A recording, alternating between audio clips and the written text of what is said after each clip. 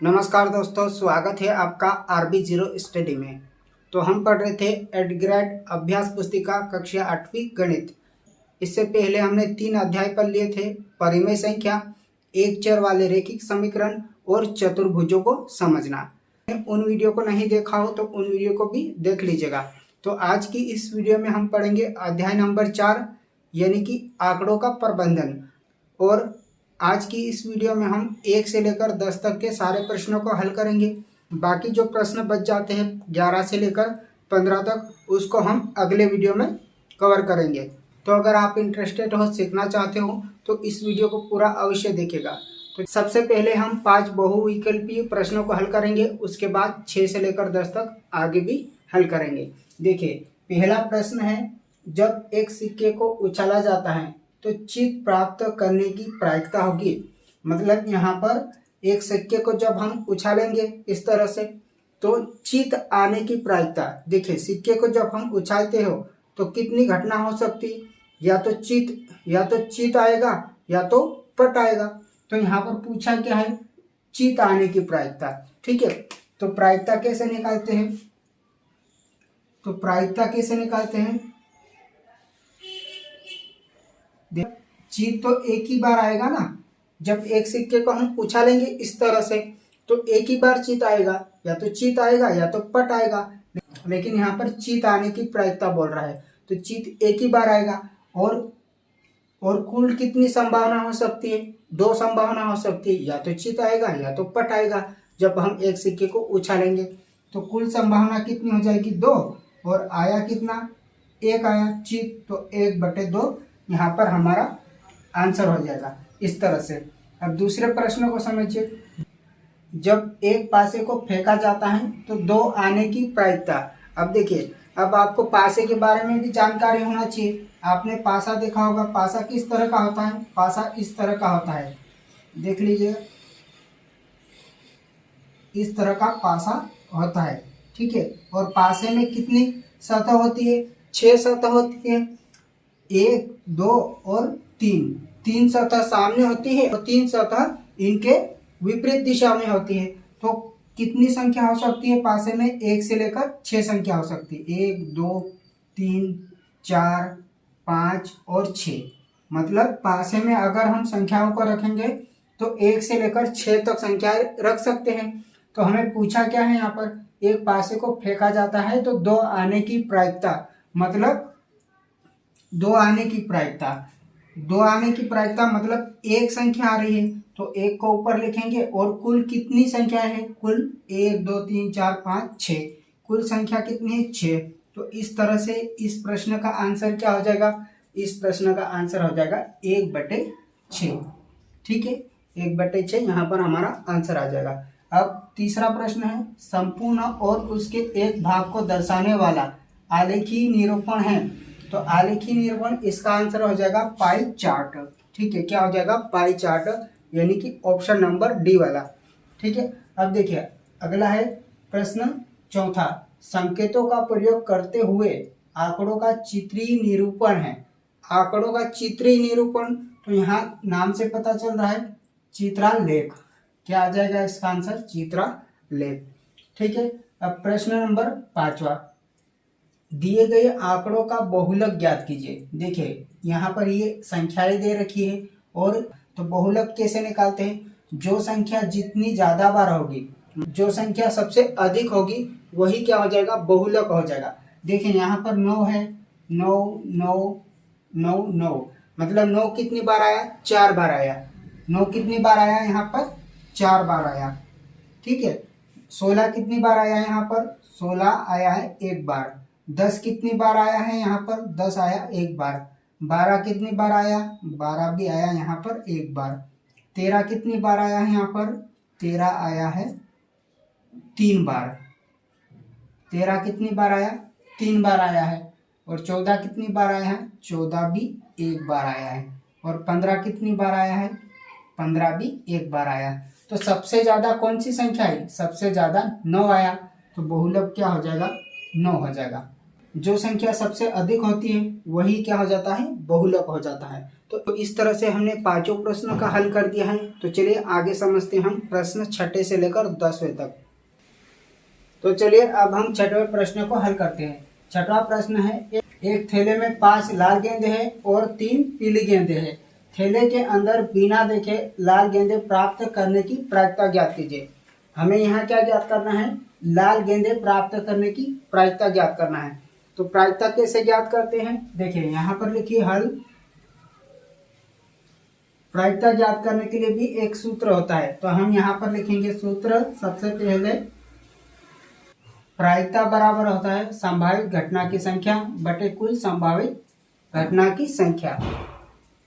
तो इस तरह से हम यहाँ पर मान रख देंगे तो हमारा आंसर आ जाएगा। और प्रायिकता को इंग्लिश में प्रोबेबिलिटी बोलते हैं। क्या बोलते हैं, प्रोबेबिलिटी। इसलिए प्रायिकता को हम पी से भी प्रदर्शित कर सकते हैं, ठीक है। संभावित घटना की संख्या मतलब क्या प्राप्त करना है हमें, लाल गेंदे प्राप्त करने की प्रायिकता। तो लाल गेंदे कितनी है, लाल गेंदे 5 है। तो हम यहाँ पर ऊपर में क्या लिखेंगे, 5 लिखेंगे, ठीक है। और कुल संभावित घटना की संख्या मतलब कुल संभावित घटना कितनी है, यहाँ पर 5 तो लाल गेंदे है और 3 पीली गेंदे है। तो इस तरह से कुल संभावित घटना कितनी हो जाएगी, 5 + 3 8। तो यहाँ पर लिख देंगे हम 8। तो इस तरह से हमारा आंसर क्या आ जाएगा, हमारा आंसर आ जाएगा प्रायिकता बराबर 5/8।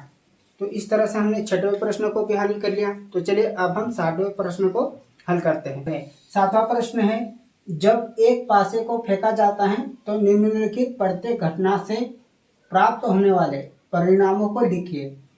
कहने का मतलब जब हम एक पासे को ऐसे फेंकेंगे तो निम्नलिखित परिणामों का इनके हमें आंसर देना है, उत्तर देना है। तो सबसे पहले हम पासे को समझेंगे और उसके बाद हम इसके आंसर तो दे ही देंगे, ठीक है। तो देखिए यहाँ पर एक पासा बनाइए समझने के लिए, ठीक है। ये क्या है प्यारे बच्चों, एक पासा है। पासा किस तरह से होता है, इस तरह से एक पासा होता है, ठीक है। ये क्या है, पासा है। और पासे में कितनी सतह होती है, 6 सतह होती है। पहली, दूसरी और तीसरी, 3 सतह हमें दिखती है और 3 सतह इनके विपरीत दिशा में होती है, मतलब दिखती नहीं। तो इस तरह से पासे की कुल 6 सतह होती है और पासे में हम 1 से लेकर 6 तक अंक लिख सकते हैं। कितने लिख सकते हैं, 1 से लेकर 6 तक, 1 2 3 4 5 और 6। इस तरह से ये एक पासा है और पासा में हम 1 से लेकर 6 तक अंक लिख सकते हैं, ठीक है। देखिए अब हम इन प्रश्नों का आंसर करेंगे तो हमें आसानी होगी। देखिए पहला प्रश्न है, 5 से बड़ी एक संख्या है, 5 से बड़ी एक संख्या है और इसकी हमें प्रायिकता बताना है। तो 5 से बड़ी एक संख्या है, तो 5 से बड़ी कौन सी संख्या है, यहाँ पर 6 है, मतलब एक संख्या है। तो यहाँ पर क्या लिखेंगे हम, संभावित घटना की संख्या। पहले प्रश्न का क्या कर रहे हैं हम, पहले प्रश्न का उत्तर दे रहे हैं हम, ठीक है। पहले प्रश्न का उत्तर क्या होगा प्यारे बच्चों, प्रायिकता को क्या लिखते हैं, इंग्लिश में पी लिखते हैं। तो प्रायिकता भी लिख सकते हैं, प्रायिकता को हम पी से प्रदर्शित करते हैं। आप चाहे तो यहाँ पर प्रायिकता भी लिख सकते हैं और पी भी लिख सकते हैं। तो देखिए 5 से बड़ी एक संख्या, तो 5 से बड़ी एक संख्या क्या होगी, यहाँ पर 6 होगी, मतलब संभावित घटना की संख्या क्या आ जाएगी, यहाँ पर 6 मतलब 1 आ जाएगी। तो यहाँ पर लिखो 1। और कुल संभावित घटना की संख्या कितनी हो जाएगी, देखिए पासे में कितनी संख्या होती है, 1 2 3 4 5 6 संख्या होती है। तो यहाँ पर लिख देंगे 6 और ये हो जाएगा हमारा उत्तर। इस तरह से हम दूसरे प्रश्न का आंसर करेंगे। किसका आंसर करेंगे, दूसरे प्रश्न का उत्तर करेंगे, ठीक है। तो यहाँ पर दूसरे प्रश्न का उत्तर करेंगे। तो यहाँ पर लिखो P बराबर क्या बोला है, 5 से बड़ी संख्या नहीं, 5 से बड़ी संख्या नहीं। देखिए 5 से बड़ी संख्या नहीं मतलब इस 6 को नहीं लेना है। क्या करना है, इस 6 को नहीं लेना है। तो छोटी संख्या कितनी हो जाएगी, 1 2 3 4 5, मतलब संभावित घटना की संख्या कितनी हो गई, 5। तो यहाँ पर लिखेंगे हम 5। और कुल संभावित घटना की संख्या कितनी है, 6। तो नीचे लिख देंगे हम 6 और ये हमारा इसका आंसर हो जाएगा, उत्तर हो जाएगा। ठीक है, अब तीसरा प्रश्न है सबसे छोटी अभाज्य संख्या। ठीक है, इसका आंसर करना है। तो सब अभाज्य संख्या कौन कौन सी होती है? एक तो 2 होती है, 3 होती है और 5 होती है। ये कैसी संख्या है? अभाज्य संख्या है। कैसी संख्या है प्यारे बच्चों? अभाज्य संख्या है। ठीक है, तो हमें बोला कि क्या है? सबसे छोटी अभाज्य संख्या। सबसे छोटी अभाज्य संख्या क्या है? यहाँ पर 2 है, मतलब एक संख्या है। तो संभावित घटना की संख्या क्या आ जाएगी? यहाँ पर एक ही संख्या है और बटे क्या आ जाएगा? 6 आंसर, बटे क्या आ जाएगा? 6। तो इस तरह से इसका आंसर क्या आ जाएगा? इस तरह से इसका आंसर आ जाएगा 1/6। तो इस तरह से हमने तीसरे प्रश्न का भी उत्तर कर दिया और तीसरे प्रश्न का उत्तर क्या आ जाएगा? 1/6। अब चौथा प्रश्न है सम संख्या है, मतलब सम संख्या आने की प्रायिकता। तो सम संख्या किसको बोलते हैं? जो संख्या 2 से कट जाते हैं, मतलब 2 की टेबल में आती है, वो संख्या क्या कहलाती है? सम संख्या कहलाती है। तो यहाँ पर क्या है? 2 है, 4 है और 6। ये कैसी संख्या है? ये संख्या है सम संख्या है। ठीक है, तो सम संख्या कितनी हो गई? 1 2 3, मतलब संभावित घटना की संख्या कितनी हो गई? यहाँ पर 3 बटे क्या करेंगे हम? 6 लिखेंगे, क्योंकि कुल संभावित घटना की संख्या कितनी है? 6 है। तो इस तरह से हमने चौथे प्रश्न का भी उत्तर कर दिया, यानी कि चौथे का उत्तर क्या आ गया प्यारे बच्चों? चौथे का उत्तर आ गया 3/6। अगर हम इसको काटना चाहें तो काट सकते हैं आगे, क्योंकि 3 एकम 3 और 3 दूनी 6, 3 की टेबल से कट जाएगा कितनी बार में? 1/2 बार में। तो इसका आंसर 1/2 होगा। तो इस तरह से हमने सातवें प्रश्न का हल किया। सबसे पहले क्या लिखना है? प्रायिकता बराबर सूत्र लिख देना है, संभावित घटना की संख्या बटे कुल संभावित घटना की संख्या। कुल संख्या कितनी है? एक पासों में कुल संख्या कितनी होती है? 6 संख्या होती है। तो हम नीचे लिखेंगे 6, सब जगह नीचे क्या लिखेंगे? 6 लिखेंगे और संभावित घटना लिखेंगे। जैसे 5 से बड़ी एक संख्या, 5 से बड़ी एक संख्या क्या होती है? 6। तो यहाँ पर एक संख्या है, 6 कितनी? एक संख्या है, तो 1/6 लिखेंगे।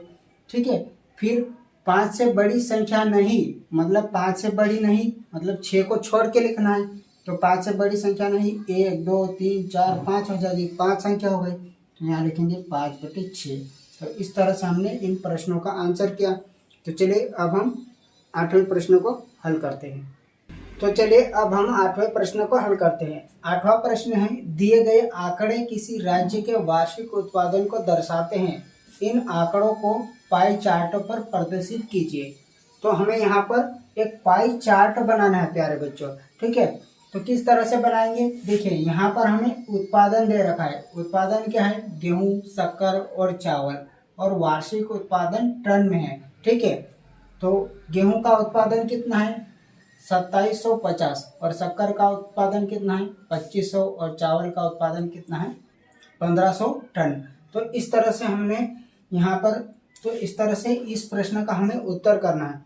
तो देखिए इससे तो आपको इस प्रकार से एक चार्ट बना लेना है। यहाँ पर लिखना है वस्तु, उत्पादन, संपूर्ण भाग और केंद्रीय कोण, और इस तरफ से लिख लेना है गेहूं, शक्कर और चावल, गेहूं, शक्कर और चावल।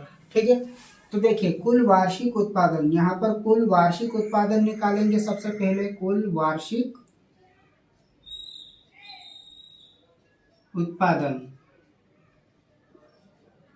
तो कुल वार्षिक उत्पादन कितना हो जाएगा? क्या क्या है यहाँ पर? गेहूं, शक्कर और चावल, इन सबको जोड़ देंगे। गेहूं, शक्कर और चावल। गेहूं कितना उत्पादन करता है? 2750, तो यहाँ पर लिखो 2750, तो यहाँ पर लिखो 2750 टन। फिर प्लस शक्कर कितना उत्पादन करता है? 2500 टन, तो यहाँ पर लिखो 2500 टन, प्लस चावल का उत्पादन कितना होता है? 1500 टन। ठीक है, सबको जोड़ देंगे, सबको जोड़ देंगे तो कितना हो जाएगा? यहाँ पर जोड़ो 6750। इस तरह से आप जोड़ के देख लीजिएगा सबको जोड़ेंगे तो कितना हो जाएगा 6750। ठीक है, यहाँ पर उत्पादन कितना है, गेहूं का उत्पादन 2750 लिखो। ठीक है, और शक्कर का उत्पादन कितना है 2500, तो यहाँ पर लिखो 2500। और चावल का उत्पादन कितना है 1500, तो यहाँ पर लिखो 1500, इस तरह से। ठीक है, अब हमें संपूर्ण भाग निकालना है, तो कैसे निकालेंगे। यहाँ पर गेहूं का उत्पादन कितना है 2750, तो 2750 को यहाँ पर लिखो 2750, इस तरह से। और कुल वार्षिक उत्पादन कितना है, कुल को यहाँ पर लिखेंगे, बटे हैं, तो ये हो जाएगा 6750, इस तरह से। अब हम इसको काटेंगे, तो देखिए इसको काटेंगे, यहाँ पर 2750 बटे 6750, इसको काटेंगे तो क्या आएगा, 0 से 0 कट जाएगा। अब ये इकाई में 5 है, तो ये 5 से कटेगा, 5 पंजे 25, 2 बच जाएगा, तो और 5 पंजे 25, इस तरह से 275 कट गया 5 से 55 बार में। अब नीचे वाले को काटेंगे 5 से, 5 एकम 5, कितना बच गया 1, तो यहाँ पर कितना हो जाएगा 17, 5 3 15, और कितना बच गया 2, 5 25, 5 25, इस तरह से कटने पर क्या आया 55 बटे 135, और कट जाएगा 5 से, 5 एकम 5, और यहाँ पर 5 दूनी 10, 10, और कितना बच गया 3, 5 7 35, तो काटने पर क्या आया 11 बटे 27 आया। तो इस तरह से हमने इसको काटा, तो क्या आया प्यारे बच्चों, इस तरह से हमने इसको काटा, तो यहाँ पर आया 11 बटे 27। ठीक है, अब हमें केंद्रीय कोण निकालना है, क्या निकालना है, केंद्रीय कोण निकालना है, तो यहाँ पर लिखो 11 बटे 27, और इसमें हम गुणा करेंगे 360 का। 360 का गुणा क्यों किया हमने, क्योंकि हमें पाई चार्ट बनाना है इस तरह से, और पाई चार्ट कितनी डिग्री का होता है 360 डिग्री का होता है, तो इसलिए हमने यहाँ पर गुणा किया 360 का। ठीक है, इस तरह से हमने यहाँ पर इसका संपूर्ण भाग निकाला 11 बटे 27, और केंद्रीय कोण निकालेंगे, इसको हम काटेंगे, और काटेंगे 11 बटे 27 को काटेंगे यहाँ पर 11 बटे 27 गुणा 360 को काटेंगे, तो 9 की टेबल से कट जाएगा 27 कितनी बार में, 9 3 27, और 9 चौकी 36, इस तरह से हमने काटा। यहाँ क्या बच गया, इसका गुणा इससे कर देंगे, 11 चौक 44, 140 बटे 3। अब हम 3 की टेबल से इसको काटेंगे, 3 एकम 3, कितना बच गया यहाँ पर 1 बच गया, तो कितना हो जाएगा 14, अब 3 चौकी 12, और 2 बच जाएगा, और 3 छन 18, इस तरह से 146 बार में कट जाएगा। दशमलव में हमें आंसर नहीं लाना है, तो 146 बार में ये कट जाएगा, 146 बार में कट जाएगा, तो यहाँ पर क्या आ जाएगा 146 डिग्री। तो इस तरह से यहाँ पर संपूर्ण भाग निकाला जाता है और केंद्रीय कोण निकाला जाता है। ठीक है, तो चलिए अब हम इसका संपूर्ण भाग निकालेंगे और केंद्रीय कोण निकालेंगे। तो कैसे निकालेंगे, इसको रखेंगे ऊपर 2500 बटे 6750, इसको हम काट लेंगे। अगर काटेंगे तो क्या आएगा प्यारे बच्चों, यहाँ पर 10 बटे 27 आएगा। इस तरह से आप यहाँ पर काट के देख लेना, जिस तरह से हमने यहाँ पर काटा था। ठीक है, फिर यहाँ पर लिखेंगे 10 बटे 27, और इसमें हम गुणा करेंगे 360 का। ठीक है, और इसको भी हल कर लेंगे, 27 से इसको काटेंगे और जो बच जाएगा उसका गुणा कर देंगे, तो यहाँ पर काटने पर आ जाएगा 133 डिग्री। यहाँ पर काटने पर आ जाएगा 133 डिग्री। ठीक है, अब इसका हमें संपूर्ण भाग और केंद्रीय कोण निकालना है, तो यहाँ पर लिखेंगे 1500 को ऊपर, 1500 बटे 750, इसको काटेंगे तो आ जाएगा 6 बटे 27। 1500 बटे 6750 को काटेंगे तो 6 बटे 27 आएगा। अब हमें केंद्रीय कोण निकालना है, तो यहाँ पर लिखेंगे 6 बटे 27 गुणा 360, और इसको काट लेंगे तो हमारा आंसर आ जाएगा। यहाँ पर देखिए 9 की टेबल से कटेगा, 9 3 होता है 27 और 9 चौकी होता है 36। इस तरह से हमने काटा और इसको हल कर लेंगे। 3 एकम 3 और 3 दूनी 6 और 2 का गुणा 40 से करेंगे तो यहाँ पर आ जाएगा 80 डिग्री। तो इस तरह से हमने यहाँ पर भाग निकाला और केंद्रीय कोण निकाला। तो अब हमें पूछा क्या था, हमें यहाँ पर पाई चार्ट पर प्रदर्शित करना है, मतलब कि पाई चार्ट बनाना है। तो पाई चार्ट कैसे बनाते हैं, इस पाई चार्ट कैसे बनाते हैं, इस तरह से एक वृत्त बना लीजिए, ठीक है। और यहाँ पर एक बिंदु डिसाइड कर लीजिए और इस बिंदु से हम एक त्रिज्या खींचेंगे परिधि तक। इस तरह से हमने यहाँ पर त्रिज्या खींचा। अब हमें यहाँ पर कोण बनाना है, ठीक है, 146 डिग्री का, 133 डिग्री का और 180 डिग्री का। तो आप चांदे की मदद से 146 डिग्री 133 डिग्री का कोण बना लीजिएगा। यहाँ मैं मेरे हिसाब से इसको बना लेता हूँ। देखिए यहाँ से यहाँ तक मिलाया तो ये 146 डिग्री का कोण बना। कितना बना, 146 डिग्री का कोण बना।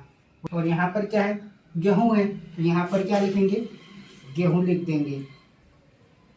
ये हो गया गेहूं, ठीक है। अब कितने डिग्री का कोण बनाना है, 133 डिग्री का कोण बनाना है। तो देखिए 133 डिग्री का कोण बनाएंगे हम इस तरह से, ठीक है। तो ये कोण कितना बन गया, 133 डिग्री का। तो ये वाला भाग क्या कहलाएगा, ये वाला भाग कहलाएगा शक्कर। ये क्या है, शक्कर, इस तरह से। अब ये बच गया, तो ये क्या बच गया, ये बच गया चावल का भाग 80 डिग्री। मतलब यहाँ पर क्या हो जाएगा, 80 डिग्री का कोण बन गया, ठीक है। और ये कौन सा भाग है, ये है चावल, तो यहाँ पर लिख दो चावल। तो इस तरह से हमने इसका पाई चार्ट भी बना दिया और हमारा इस प्रश्न का आंसर भी आ गया। तो आपको अगर समझ में आया हो तो नीचे जो लाइक का बटन है उसे भी दबा दीजिएगा, ताकि आपकी लाइक से हमें मोटिवेशन मिलता है। तो चलिए अब हम 9वें प्रश्न को हल करते हैं। 9वां प्रश्न है, 672 विद्यार्थी के स्कूल जाने के विभिन्न साधनों को पाई चार्ट पर दर्शाया गया है। तो चार्ट देखें और निम्नलिखित प्रश्नों के उत्तर दें। ये हमें एक पाई चार्ट दिया है और 672 विद्यार्थी अलग अलग तरीके से जाते हैं। कोई पैदल जाता है, कोई साइकिल से जाता है, कोई कार से जाता है और कोई बस से जाता है। तो हमें इन 2 प्रश्नों के उत्तर देना है। तो चलिए पहले प्रश्न का हम यहाँ पर हल करते हैं। देखिए पहला प्रश्न है, इसका हम हल कर रहे हैं, मतलब आंसर दे रहे हैं। तो कितने विद्यार्थी साइकिल से स्कूल जाते हैं, तो साइकिल से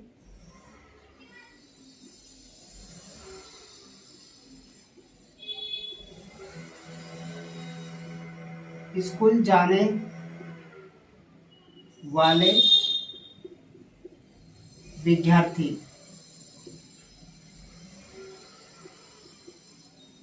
साइकिल से कितने विद्यार्थी स्कूल जाते हैं, 90 डिग्री। मतलब यहाँ पर क्या लिखेंगे, 90 लिखेंगे और इसके बटे में लिखेंगे हम 360 डिग्री, क्योंकि जो पाई चार्ट है कितने डिग्री का होता है, 360 डिग्री का होता है। तो यहाँ पर लिखेंगे हम 360, ठीक है।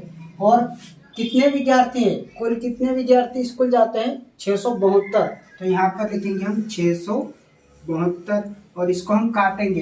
तो चलिए इसको हम थोड़ा इधर लिख लेते हैं, 900। तो हम इसको काटेंगे। देखिए 0 से 0 कट जाएगा, ठीक है। और 9 की टेबल से 36 कटेगा, 9 एकम 9 और 9 चौकी 36। 4 से हम 672 को काटेंगे, तो इधर देखें यहाँ पर 672 बटे 4। तो 4 से काटेंगे, 4 एकम 4, 4 एकम 4, कितना बच गया, यहाँ पर 2 बच गया।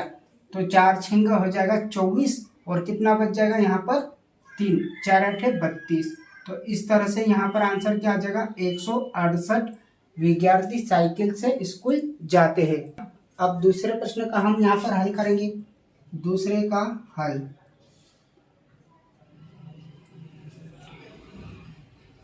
कितने विद्यार्थी बस से स्कूल जाते हैं। तो यहाँ पर लिखो बस से स्कूल